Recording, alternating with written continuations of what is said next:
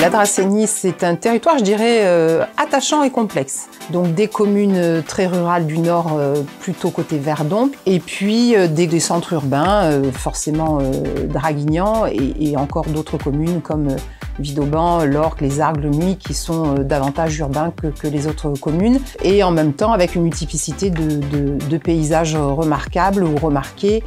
qui suscitent un tourisme important pour venir voir ces sites et dont nous sommes très fiers d'ailleurs.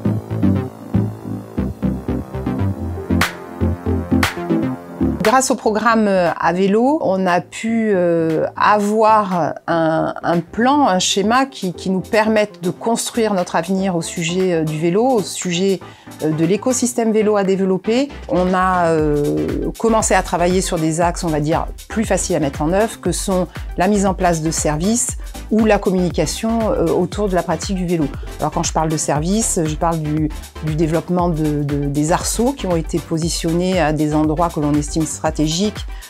que ce soit les gares, les lycées ou les stades par exemple, que ce soit des services vélo comme celui que l'on a installé donc au point information tourisme sur Draguignan. On organise aussi donc des promenades à vélo qui traversent le vignoble ou différents patrimoines. D'ailleurs, j'invite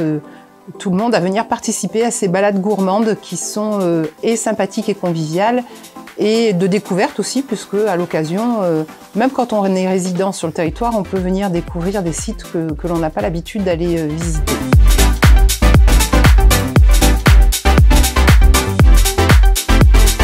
On continue à développer ces actions de communication, d'acculturation,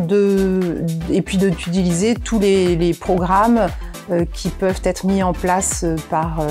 l'État ou autres institutions partenaires. Donc c'était important d'être accompagné sur le sujet pour pouvoir